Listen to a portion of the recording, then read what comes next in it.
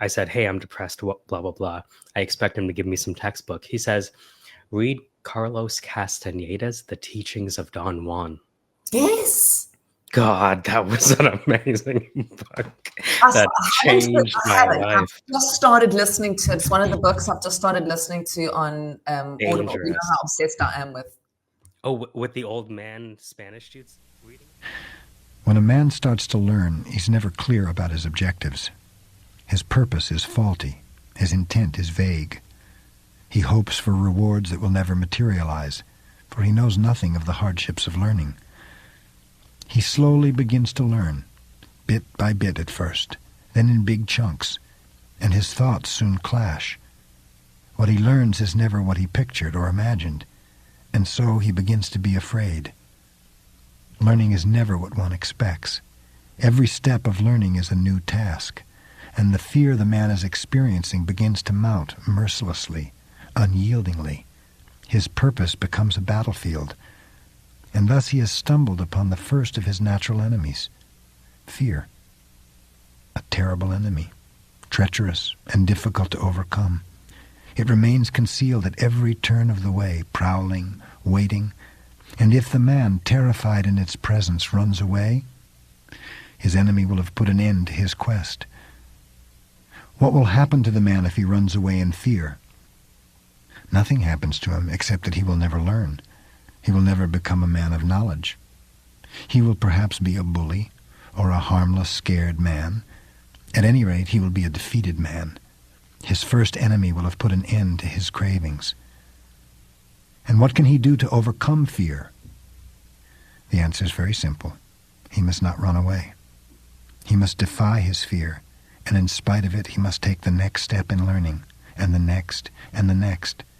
He must be fully afraid.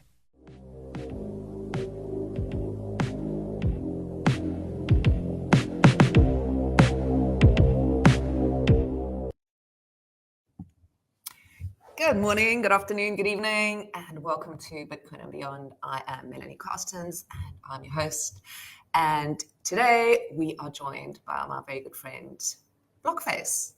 How are you? And welcome. Still working on my Donald Trump point.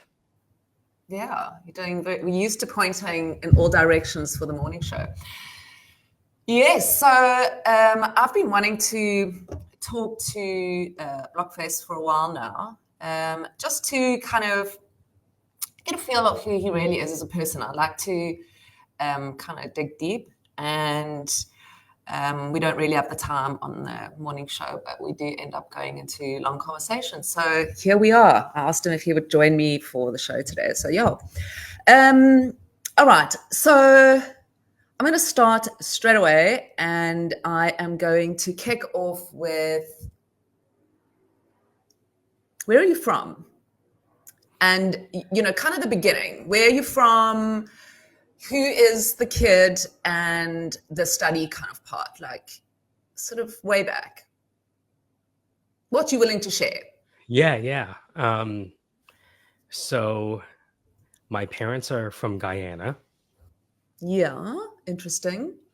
They came over here because the US and Russia couldn't decide which one would lead Guyana, if you know what I mean. Yeah. In the CIA, we didn't give a hoot about democracy. Yeah. It's kind of the typical South American story. Why are you here? You know, our friends to the north. Yeah. And so, like the current Mexicans, the Guyanese South Americans left because of political turmoil, and they came to Canada, specifically Toronto. And they feel that if the United States did not control the governments of Latin America, then somebody else would. And the principle of government by the people, for the people, of the people, that is just silly. You know, I often say to people, before I walk into a room, I'm already feeling that energy. Now, and I'm pretty darn right. And, you know, we think about when you first meet a person, sometimes you meet a person and you literally can't stand them like from across the room. You know, where is that coming from? We cannot be disconnected. I dove into psychology because I wanted to learn how to sell. I'm a recruiter, and so technically, I sell white collar professionals, right? Don't quote me on that. And so I wanted to learn sales, and I came across this book by Orrin Clough. Slavery. I don't want to say it. And so, very well paid slavery.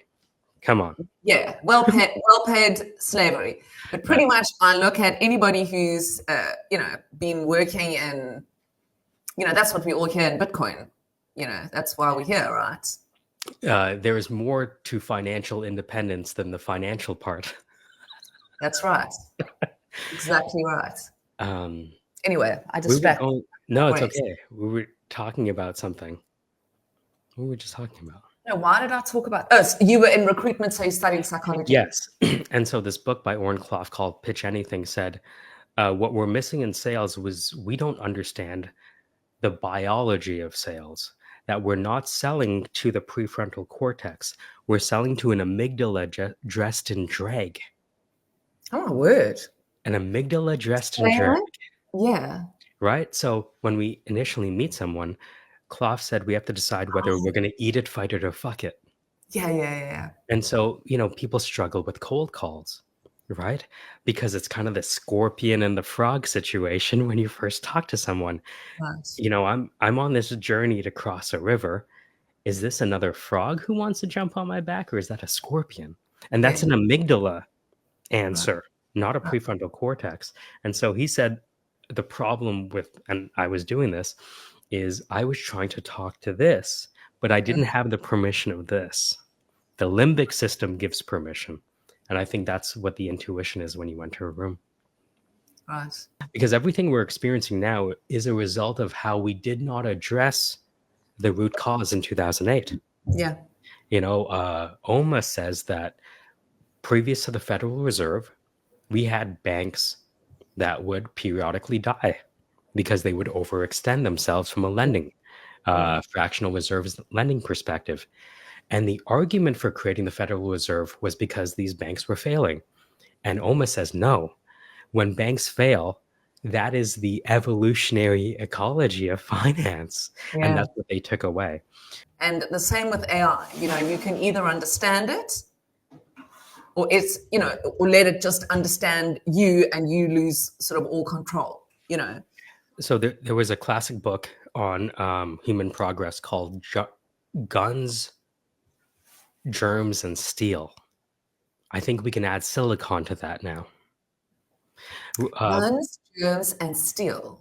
Yes. So the effect on geopolitical power through the advent of guns, germs, and steel. Yeah. So medicine, that's big pharma, that's industry. Yeah, okay. Right. So like that's where it all started, right? Railways. The Last Samurai. Remember that last scene in the Last Samurai? That I didn't see it. Okay. I don't remember it. I don't really watch it. I don't know if you know this, but Tom Cruise was the last Japanese samurai. It's Hollywood.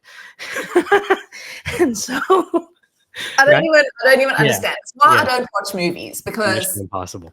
It's like so ridiculous. So I'm not a fan of Hollywood stuff. So Guns, Germs, and Steel is about how these industrial revolutions happen through kind of end up military operations, right? Because where do we get the internet? From DARPA. What do they do? And where do we get the microwave? Similarly, from them domesticating machines for war. Yeah. And I always thought, do we need the war part to do right? Is it true that we need war to kind of do innovation? So where I see this headed goes back to what my wife studied and wrote a paper on, which is the Red Queen's race. One, organizations must continuously evolve, not to get ahead, but to merely survive. Mm-hmm. And we have this host-parasite coevolution, right? So you have these cows, but then they also have parasites that suck their blood and blah, blah, blah, right? We have this in economics too.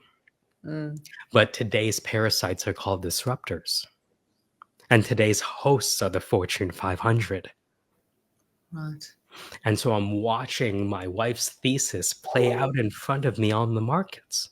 Yeah. And now we have this new paradigm called open source Mm-hmm. that is now making everyone behind the keyboard the same size, Yeah. regardless of accent.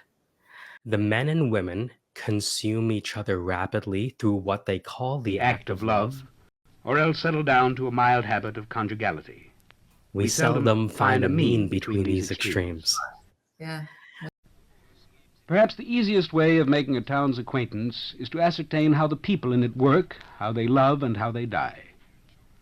In our little town, is this, one wonders, an effect of the climate?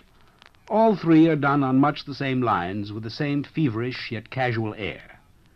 The truth is that everyone is bored and devotes himself to cultivating habits. Our citizens work hard, but solely with the object of getting rich.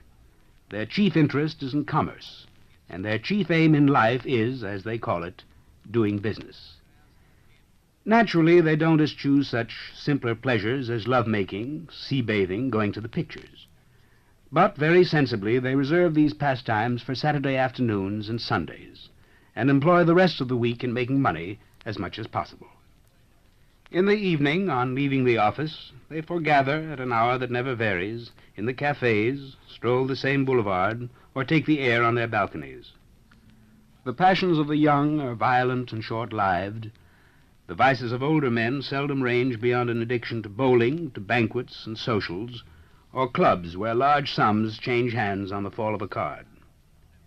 It will be said, no doubt, that these habits are not peculiar to our town. Really, all our contemporaries are much the same. Certainly nothing is commoner nowadays than to see people working from morn till night, and then proceeding to fritter away at card tables, in cafes, and in small talk, what time is left for living. Nevertheless, there still exist towns and countries where people have, now and then, an inkling of something different. In general, it doesn't change their lives. Still, they've had an intimation, and that's so much to the good. Oran, however, seems to be a town without intimations. In other words, completely modern. Hence, I see no need to dwell on the manner of loving in our town. The men and women consume one another rapidly in what is called the act of love, or else settle down to a mild habit of... This one will be 195 volts. The correct And we did an experiment, at, I think it was at school or at university, I can't remember, where they staged a car robbery. So we all had to watch from a distance somebody breaking into a car. And then we had to go and write a paper on it. What we saw, what happened, the color of the car was different. The number of people that broke into the car, no one person had the same story. I noticed that. How can we even... Boy. Let me out of here. My heart's bothering me. Let me out, I tell you. Let me out of here. Let me out of here. You have no right to hold me here. The next phrase is fast. Let me out. Let me out. Let me out of here. Let me out. Bird, Let me car, out. train, plane. Eventually, the learner pretended to be unconscious. Continue, teacher. That is incorrect. This will be 345. The correct answer is fast, bird. What we learned from that experiment is that people will actually do an awful lot when they're put under pressure from authority figures. And the problem is, of course, that when we obey the unjust authority figure, the person who gives us immoral commands, then, of course, awful things can go wrong. How can we know anything? They say history is written by the conquerors. I remember in university, I took a class on basically medieval times, right? And we had to do an essay on a single event, like a battle or something like that. But we had to cite sources from each side of the conflict. And it was difficult because they all described seemingly different events. Yeah. Because they were all the protagonists of their story. Yeah. The reason that companies don't hire the right people is because interviews are a fundamentally terrible way to judge someone. You know what I mean? Hello, let me put my best self on. Let me put my tie on. That's what my yoga teacher always says when we're like in one of those poses where you feel like, I can't do this. You find that place, and that is surely life. Alan Watts said of Carl Jung, he liked Carl Jung because he was the sort of man who could feel anxious and afraid and guilty without being ashamed of feeling this way. Right. I don't think the anxiety is the problem. It's the idea that if we're perfect people, we should not feel these things. And I think at our perfection, we feel all of it. Yeah. Yeah. Especially the bad parts, because the polarities are creative. It's those periods where we're upset at ourselves that actually catalyze ourselves forward. Of course. That is when growing happens. It's the hardest thing. Growing pains. I mean, it's got a name. Peaks are connected to valleys, and valleys are connected to peaks. Yeah. In other words, he understood that an integrated person is not a person who simply eliminated the sense of guilt or the sense of anxiety from his life, who is fearless and wooden and a kind of sage of stone. He's a person who feels all these things, but has no recrimination against himself for feeling them. And this is to my... I get it, because there's so much money in the lie.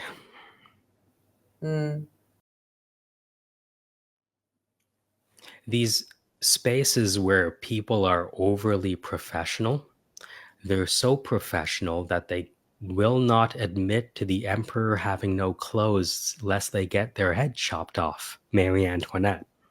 Yeah. And that is usually the price of honesty and authenticity. Right?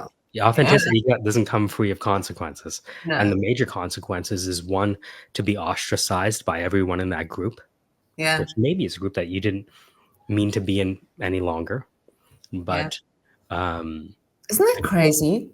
That isn't that crazy that if you tell the truth, generally...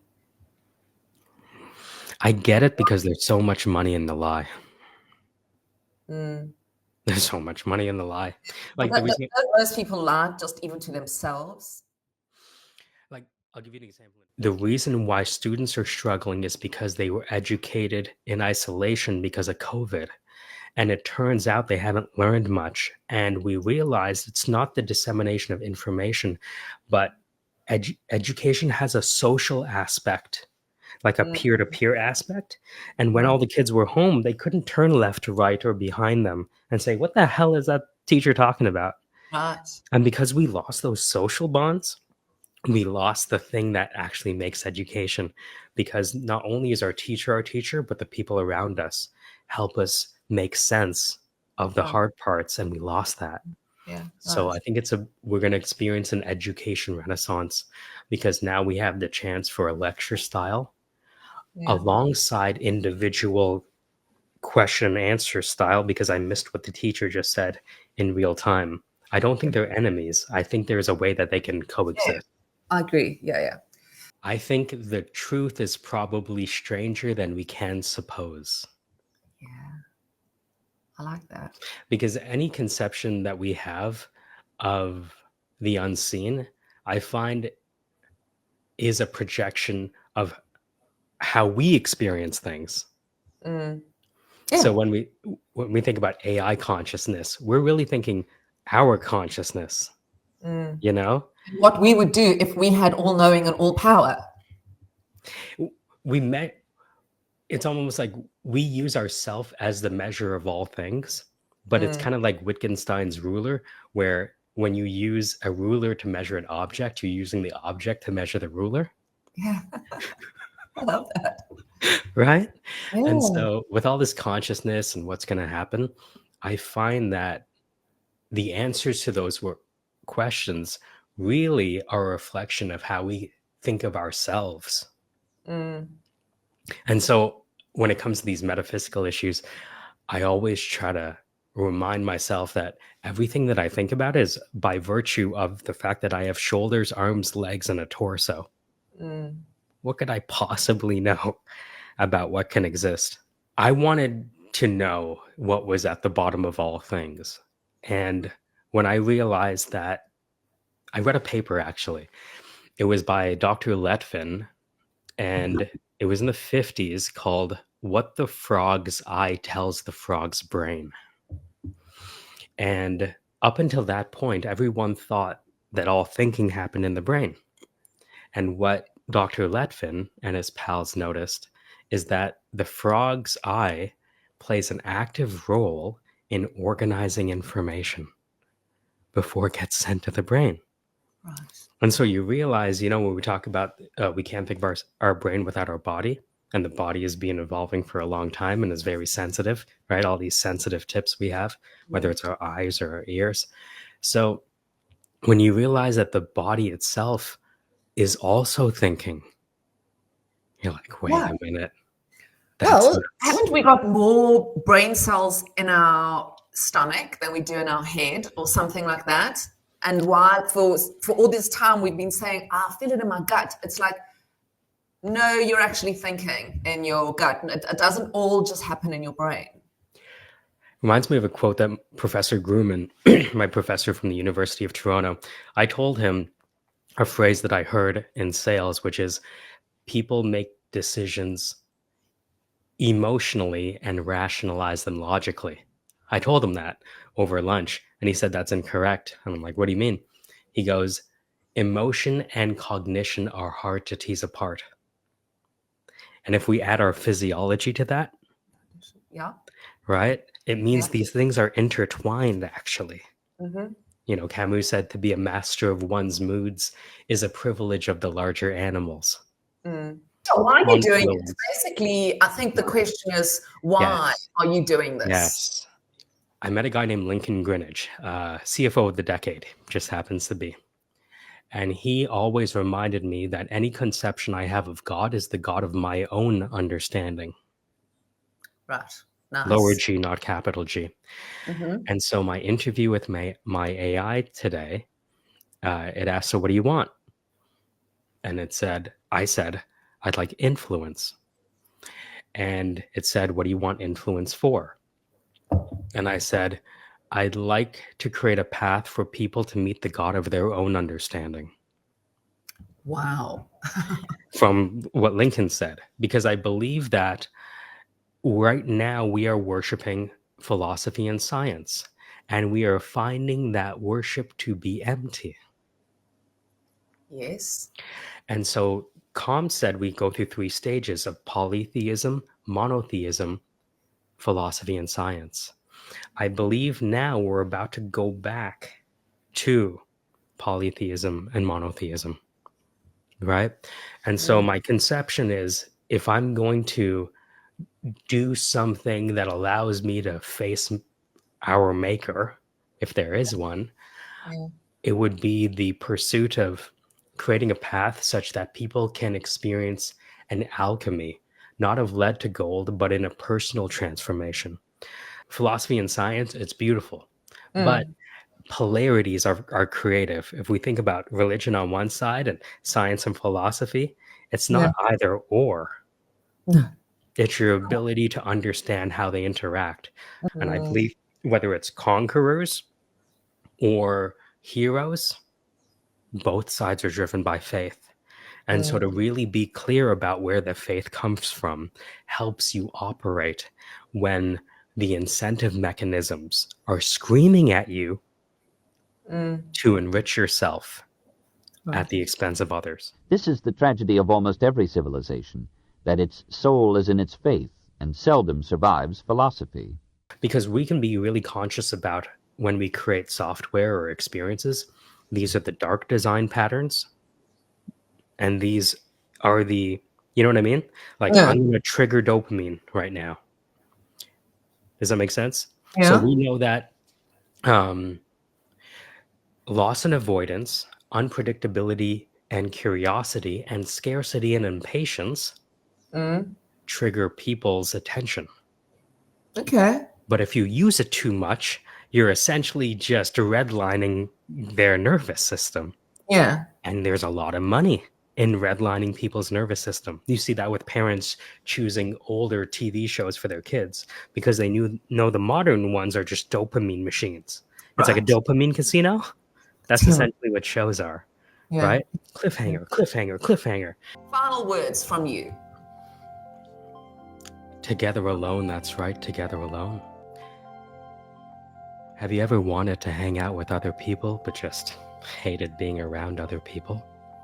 Well, that's why we created Together Alone. So the next time someone asks you to hang out, say, sure, let's get together, but this time, let's get together separately. Together alone. Let's get together alone.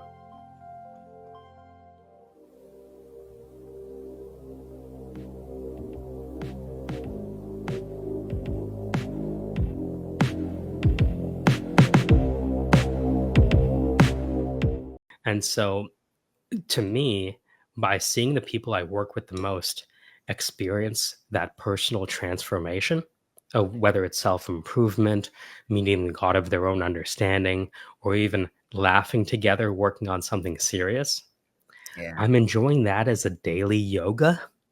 That is my chopping wood and carrying water.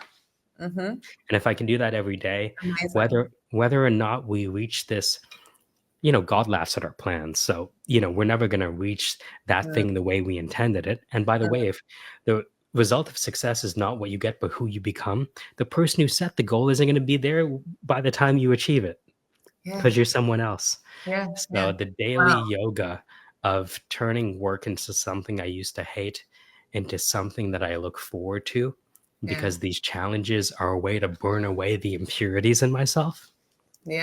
That's something you'll wake up to do in the morning. Yeah. I really like that. I wish I had more time to speak to you. I think we have to actually do this again. I think we have to have like a monthly. We could. Mel in the block. I mean, as a recruiter, you must be fascinated by this idea that you don't have to have a perfect CV, a perfect interview, and then still bullshit your way. Because I mean, come on. I mean, it's like mostly just bullshit that you end up with in interviews. The reason that companies don't hire the right people is because interviews are a fundamentally terrible way to judge someone. You know what I mean? Hello, let me put my best self on. Let me put my tie on, which I never wear. Yeah. And I'm going to cosplay and try to match your tone and speak the way you want me to speak. It's crazy. Oh, yes. And it's a bunch of fucking acting and LARPing. I know. It's the highest. And it's and you wonder why the entire system, is absolutely broken.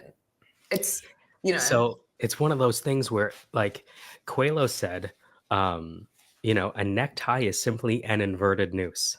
Yes. And if a man is not careful, he will hang himself with it. Yeah. Does that make sense? Yeah. And so I'm aware that by going back. So the job of a recruiter is supposed to be an enterprise polygraph test. Right. Does that make sense? Yeah. Find out where the lies are. Now, the challenge is if they're able to convince you of the lie, they don't get to stay out of jail. They make $250,000 a year. So I can't expect them to tell the truth because we're in a scenario that involves entrapment when you actually have all the motivation to lie. But if lies get past me, I get fired as the recruiter eventually. Right?